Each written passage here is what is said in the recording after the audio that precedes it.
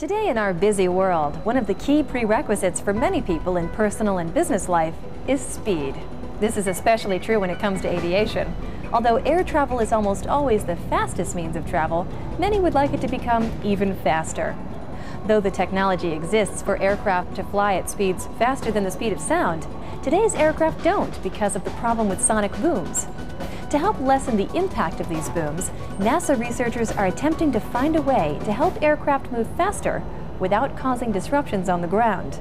Our own Johnny Alonso spoke with researcher Dr. Kevin Shepard at NASA Langley Research Center to learn what a sonic boom is and find out how it works.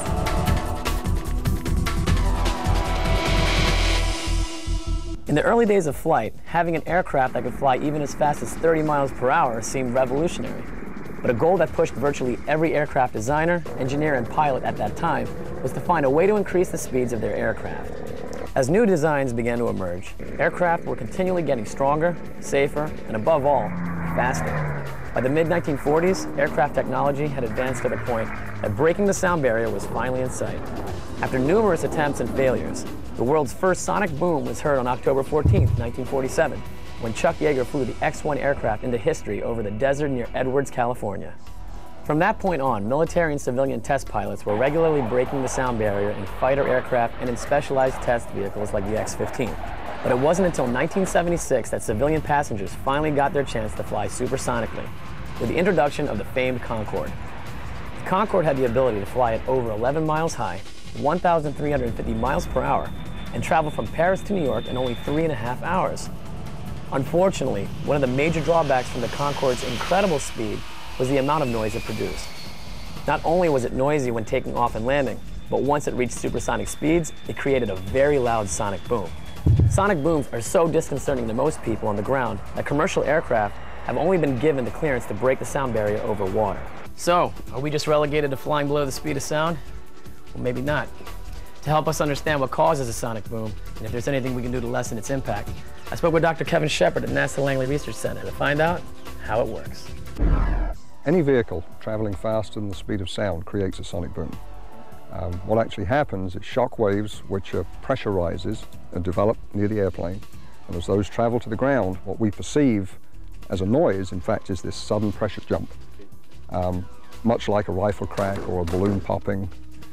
In fact, what you hear are two booms, closely separated in time, boom, boom, and you could visualize it as two rifle cracks or as two claps of thunder, Sure. Closely spaced in time.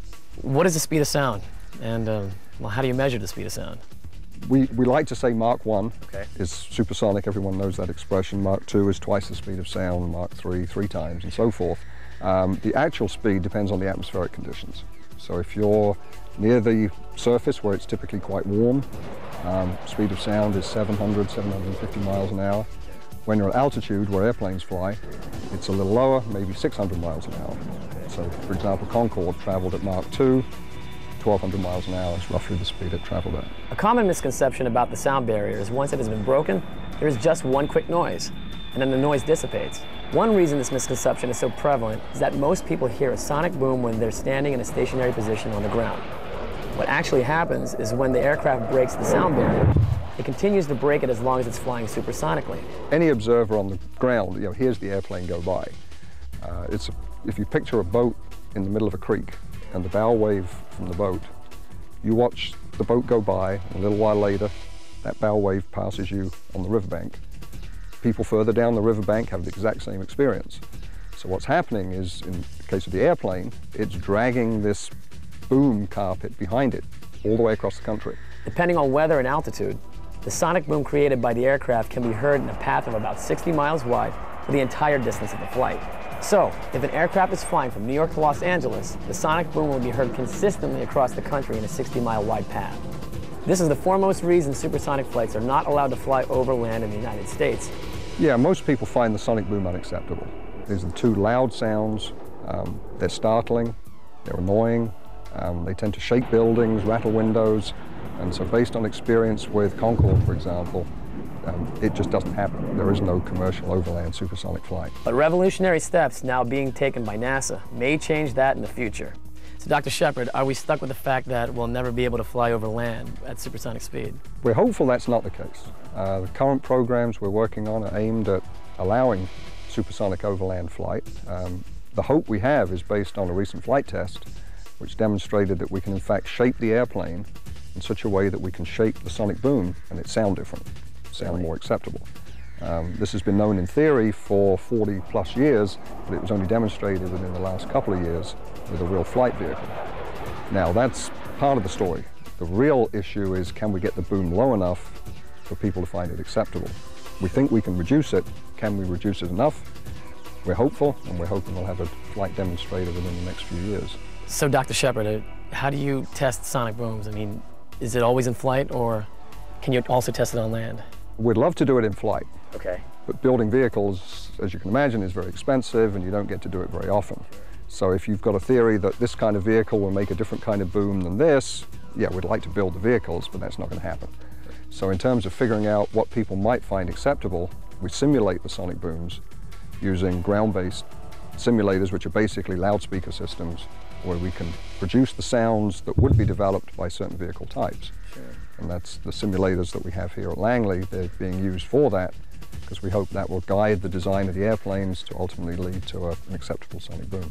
Can you give me some examples of what you test in these simulators? These simulators are basically loudspeaker-based systems, so we can make sounds, and we can design them to make sounds that sound very much like real sonic booms. We bring in human test subjects, members of the public, and in essence they give us their opinion. You know, this sonic boom versus another, which actually corresponds to one airplane versus another, because we're trying to design airplanes to give us the right sonic boom. And so the characteristics of the boom is what they're assessing with their ears. If we can solve the sonic boom problem, then we can have supersonic flight over land. People and goods can get from place to place quicker, because our overall aim here is to make the air transportation system more efficient, safer, in this case faster, but also environmentally acceptable. That way we save time, we save money, we have a more efficient system. That's it for this edition of NASA's Destination Tomorrow. I'm Kara O'Brien. For all of us here at NASA, we'll see you next time.